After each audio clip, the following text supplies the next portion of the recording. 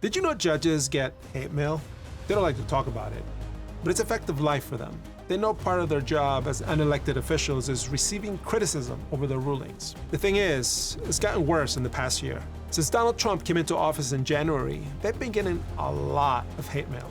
Death threats, anonymous pizza deliveries sent to their homes, swatting incidents, scary voicemails left at their offices, just for doing their jobs as judges. No matter if they're Republican appointees or Democratic appointees, young or old, the hate mail, and then some, just keeps on coming. And the ringleader of these attacks, many times, is the President of the United States. He's been doing this for a long time, mind you. Trump set the stage for this during the 2016 presidential campaign when he accused Judge Gonzalo Curiel of being biased because of his race. He's a Mexican. We're building a wall between here and Mexico. The answer is, he is giving us very unfair rulings. He is his Mexican heritage, and he's very proud of it. As the years have gone by, Trump's attacks have only gotten louder. He calls them names.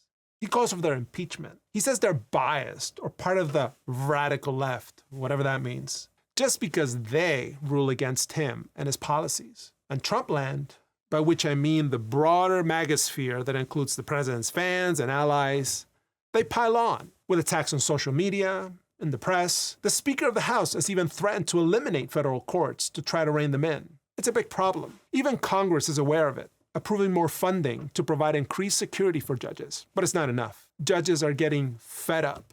They're speaking out. They're crying out for help. And they're seeking it from the one institution that could be doing so much more to have their backs: the United States Supreme Court. But the Supreme Court, whose very purpose to tell us what the law means, is refusing to do just that. The judges, in turn, are revolting. Among the judges to join the fray in this revolt of the judges, as they like to call it, is Judge William Young. He sits in the Federal District Court in Boston, Massachusetts. He's 84 years old, appointed by Ronald Reagan. He's still swinging. But before we get to Judge Young's latest ruling, and trust me, is a big one, let's back up. Because this guy, he's seen some things. And lately, he's been presiding over not one, but two cases that cut right to the heart of the First Amendment. Since the start of the second Trump administration, Judge Young has had front row seats to two huge constitutional battles over cutting life-saving biomedical research, and another over arresting and deporting pro-Palestinian student advocates. The legal issues are a little different in each case, but in both, the same question looms. Can the government punish people for views and ideas they hold dear? You might remember the names: Mahmoud Khalil, Rumeysa Ozturk, Mohsen Magdawi. Students were literally abducted off the street by ICE. Their crime? Expressing opinions about the war in Gaza. The arrest sent a chill through college campuses. Students pulled back from social media, stopped showing up to events. Some even dropped out of projects because they were afraid to be seen. The question everyone whispered was, will I be next? That's obviously a shocking and un-American violation of the First Amendment. The government simply cannot punish anyone for merely expressing their views on a hot topic.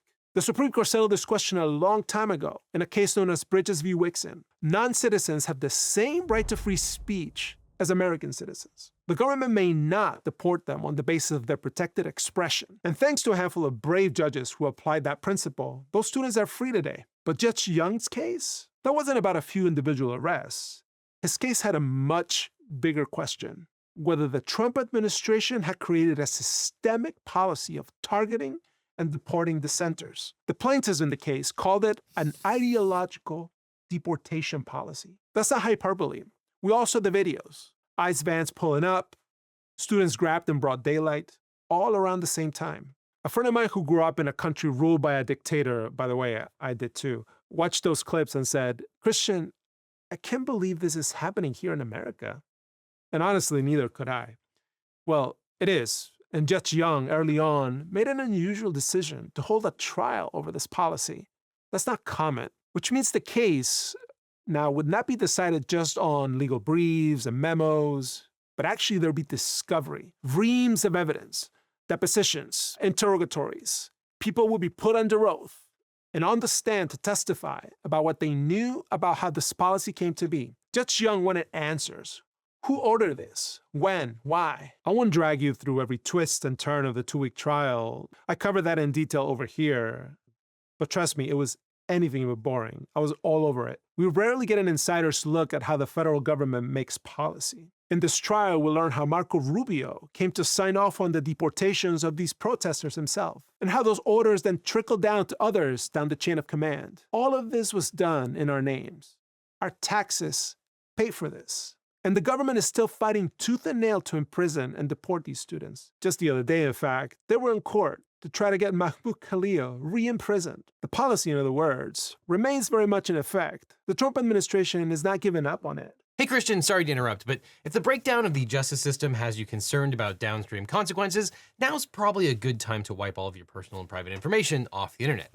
Your cell phone number, home address, email address, private social media accounts, and tons of sensitive data are shockingly easy to purchase by anyone online. But you can fight back and take control of your private information by signing up for today's sponsor, Incogni. Because Incogni wipes your personal data from the internet by searching the internet, reaching out to data brokers and websites directly on your behalf, and forcing them to remove your private information. If they resist, Incogni will take care of that too, because Incogni fights back. But what makes Incogni truly powerful in taking back control of your privacy is the custom removals feature.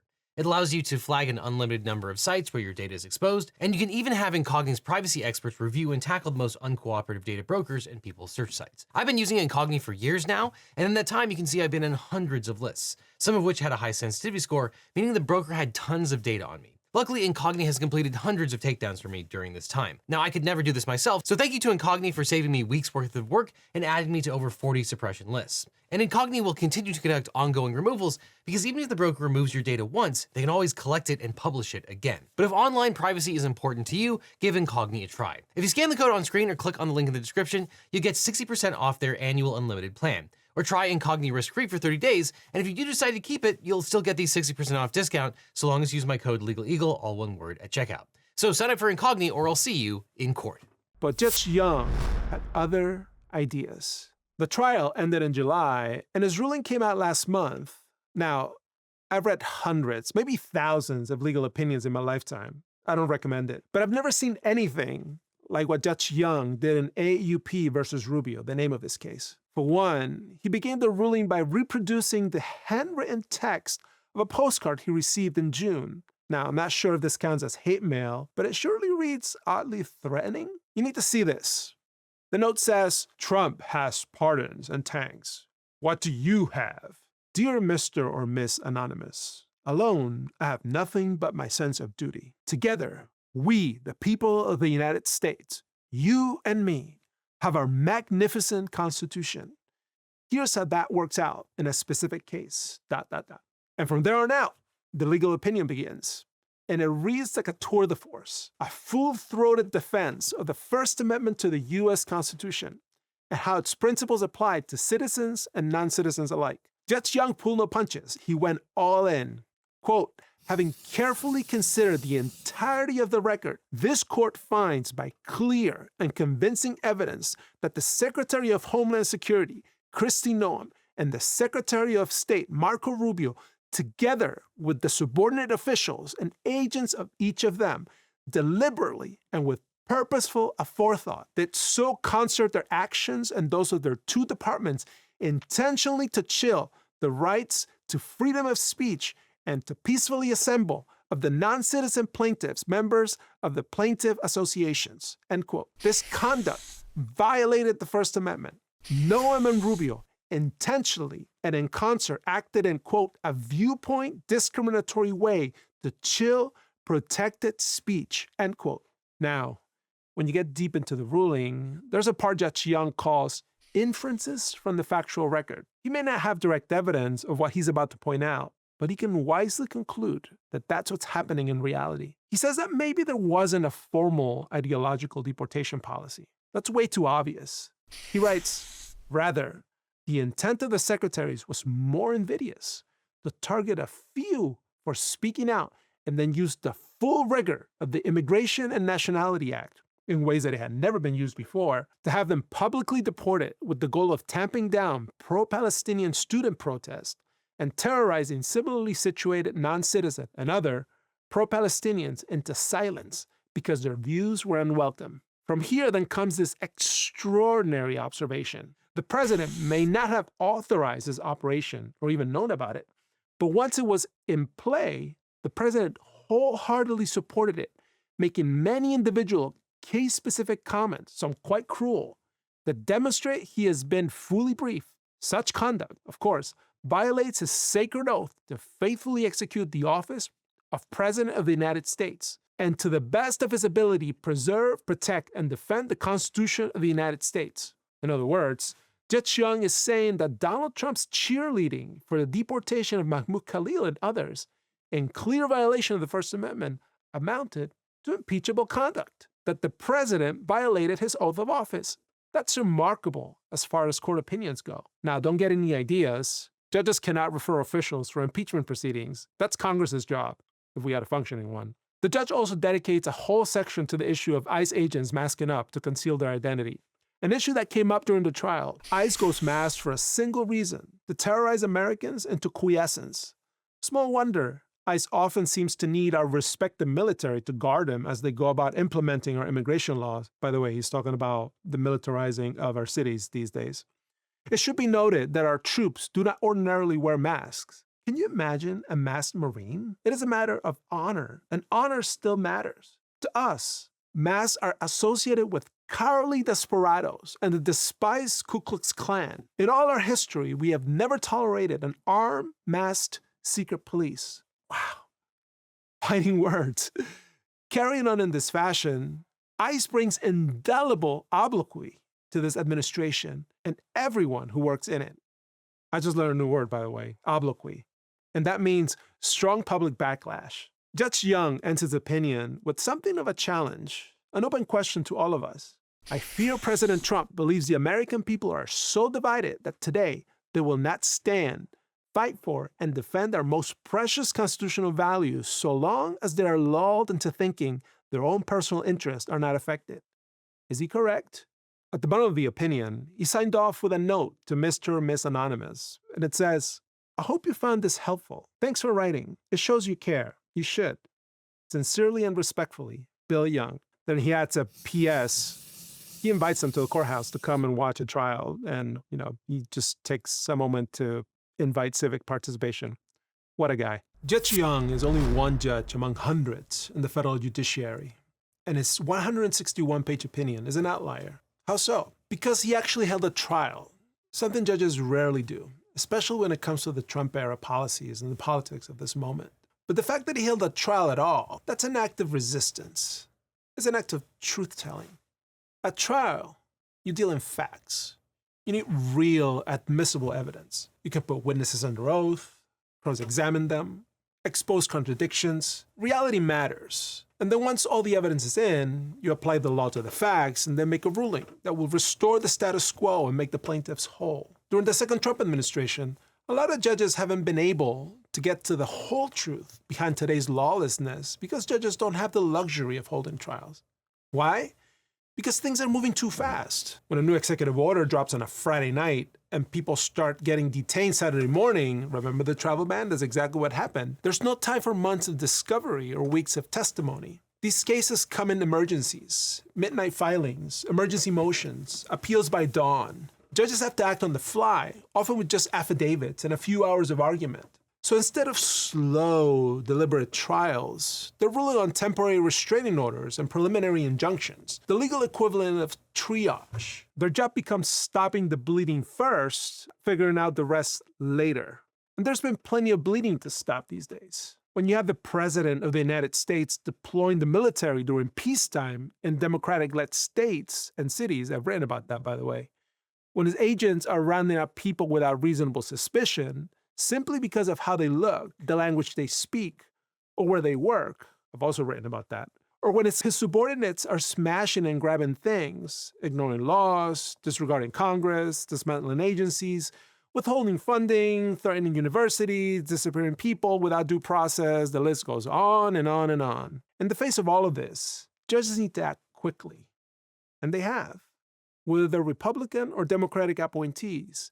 These judges are ruling overwhelmingly against the Trump administration. By one count, between May and September, federal district judges ruled against the federal government 94.3% of the time. That's a staggering number. A couple of weekends ago, moving quickly and in a matter of days, a federal judge in Oregon, whom Trump himself appointed, issued a stinging rebuke against his attempt to federalize the National Guard in that state. She found this gambit violated federal law and the 10th Amendment. She wrote, because the president is federalizing the Oregon National Guard, absent constitutional authority, his actions undermine the sovereign interest of Oregon as protected by the 10th Amendment. Oregon has a 10th Amendment power to control its National Guard to the extent it's not cabined by the militia clause. And as discussed above, defendants have acted outside the scope of their constitutional authority conferred by Congress. Put another way, the judge added, defendants interfere with the constitutional balance of power between the federal and state governments by federalizing state National Guardsmen for federal service when no statutory or constitutional authority permitted their federalization. One thing I like about this opinion is related to a point I made a few moments ago. Judges deal in facts and reality, and here, the judge in Oregon found that the president's determination that he needed to federalize the National Guard was simply untethered to the facts. Untethered. Federal district judges, more than any other actor in the court system, are the closest to the facts on the ground. What's true and what isn't, how real people and institutions are being injured, and whether the law can remedy those injuries. In a sense, they're meaning makers, especially at a time when there's so much misinformation and disinformation, sometimes by the government itself. The president wants you to believe that Oregon is burning to the ground. Every time I look at that place, the place is burning down. There's fires all over the place. But what he posts on Truth Social is not evidence, and judges don't have to accept that. They must act quickly in the face of quickly evolving circumstances. If they issue a temporary restraining order or a preliminary injunction, it's because, in their judgment, that's the best way to quickly prevent more harm, what the law calls irreparable harm. That's harm that you cannot unwind if you take too long, say by holding a trial or letting the litigation play out in the normal course. Yet the work of these judges is being stymied. In some of the most consequential cases these days, their work is being disrespected and ignored, not by elected leaders who are calling them radicals or by people who are calling for their impeachment. No, the biggest thorn in their side is the Supreme Court of the United States. That's right, the highest court in this country, the one farthest from the facts on the ground and closest to where power lies in Washington, is freezing the work of these lower court judges. And they're doing so at an alarming rate. You could say the Supreme Court is at war with the very judiciary. Remember what I said about 94.3% of judges ruling against the administration between May and September? Well, according to one analysis, the Supreme Court has flipped those numbers, blocking the work of lower court judges 93.7% of the time. That's a staggering figure. Worse yet, the Supreme Court is doing this on the so-called shadow docket, which has exploded during the Trump administration. This is the part of the court's lineup of cases that receive lightning-fast briefing, no oral argument, and where the justices are expected to act very quickly, because the Trump administration insists they do so. This is how Justice Elena Kagan recently described the shadow docket in a ruling where the Supreme Court let Donald Trump withhold $4 billion in foreign aid that Congress had already approved and that was set to expire at the end of September. Kagan wrote, per usual, on our emergency docket, we have had to consider this application on a short fuse, less than 3 weeks. We have done so with scant briefing, no oral argument, and no opportunity to deliberate and conference. They're not even seeing each other face to face. In another case a week earlier, in which the Supreme Court all but overruled 90 years of precedent, Kagan pulled no punches about what the majority was doing with the shadow docket. Quote, our emergency docket should never be used, as it has been this year, to permit what our own precedent bars. Still more, it should not be used, as it also has been, to transfer government authority from Congress to the president, and thus to reshape the nation's separation of powers. This is an affront to the rule of law and our democratic institutions. And that's because one basic function of the Supreme Court is to establish what the law is. But the stream of orders coming down the shadow docket aren't law in the traditional sense. They're short. They're rarely explained by the justices. And they don't explain why they're ruling the way they are. So they leave lower court judges in the dark about how to rule in future cases. In a remarkable NBC News report last month, 12 federal judges appointed by presidents of both parties, including Trump, vented their frustrations with the Supreme Court for making their jobs harder. Quote, they don't have our backs, one of them said. Another said the justices are undermining their work or leaving them thrown under the bus. This gets to the bottom of it. Judges in the trenches need and deserve well-reasoned, bright-line guidance. Too often today, sweeping rulings arrive with breathtaking speed, but minimal explanation, stripped of the rigor that full briefing and argument provide. End quote. Last month, the full U.S. Court of Appeals for the Fourth Circuit held a remarkable hearing in which many of the judges were essentially in what reporter called an extended venting session. They were trying to make sense of orders from the Supreme Court, which the Supreme Court never even bothered to explain. Here's one of those judges, Judge James Wynn, all but chastising the Supreme Court. We need to understand why you did it. We judges would just love to hear your reasoning as to why you ruled that way. Then it makes our job easier. We will follow the law, we will follow the Supreme Court, but we'd like to know what it is we are following. And here's Judge Allison Burroughs, an Obama appointee who recently ruled decisively for Harvard University in its First Amendment challenge to the Trump administration's sweeping funding cuts. In a ruling, she included a footnote where she said, "The court is mindful of Justice Gorsuch's comments and fully agrees that this court is not free to defy Supreme Court decisions and is, in fact, duty-bound to respect the hierarchy of the federal court system. Consistent with these obligations, this court, and likely all district courts, endeavors to follow the Supreme Court's rulings, no matter how misguided it may think them to be." That said, the Supreme Court's recent emergency docket rulings regarding grant terminations have not been models of clarity and have left many issues unresolved. Unfortunately, the Supreme Court hasn't yet gotten the hint. And it doesn't help one bit when the justices who rule for Trump do bother to write something in an opinion that they attack the lower courts for not following their directions. Remember Judge Young? He was on the receiving end of one such rebuke from Justice Neil Gorsuch, who more or less lectured him for not following orders. Those same orders that the Supreme Court has been doing a very, very poor job of explaining. In a ruling taking issue with how Judge Young ruled in a big case dealing with funding cuts to biomedical research, Gorsuch wrote a concurrence joined by Brett Kavanaugh that said, "Lower court judges may sometimes disagree with this court's decisions, but they are never free to defy them." He added, "When this court issues a decision, it constitutes a precedent that commands respect in lower courts." That's what Judge Burroughs was alluding to in her footnote, the time the Supreme Court ripped a judge in her district for trying to follow the court's murky orders. The issues in this case, related to funding cuts to biomedical research, are a little wonky, but the point stands. The Supreme Court is not doing a good job of explaining itself. And in that case, both Judge Young and the First Circuit together wrote hundreds of pages of analysis. For the lower courts, it's demoralizing. Imagine building a meticulous record, weighing evidence, writing hundreds of pages of reasoning, only for the Supreme Court to wipe it all away in a few cryptic sentences. I should note, Judge Young, gentleman that he is, remember his note from earlier? Felt the need to apologize to Neil Gorsuch and Brett Kavanaugh, even though he did nothing wrong. Gorsuch and Kavanaugh's rebuke of Judge Young struck a real nerve with his fellow judges. Retired Supreme Court Justice Stephen Breyer actually came out and defended Judge Young, saying, quote, "I never saw an instance where he would deliberately defy a controlling opinion or legal statement from our court or from the Supreme Court. I never even had an instinct or a guess or a hunch or anything that he was doing anything like that deliberately." It's very unusual for Justice Breyer to comment on issues related to the court. But his statement reflects what many judges are feeling these days: frustration. The Supreme Court's shadow docket rulings have become so terse and cryptic, the lower courts don't even know what the justices are instructing them to do. There's a very simple fix for all of this. Put it in writing. Explain yourself. Give reasons for your actions. Do the democratic thing as an unelected branch of government. And tell the rest of the world why you think Trump administration should win almost all the time. As Professor Stephen Vladeck, who wrote a book on the shadow docket, has correctly explained, writing little to nothing and then complaining about lower courts not correctly divining the justice's intent strike me as little more than hubris.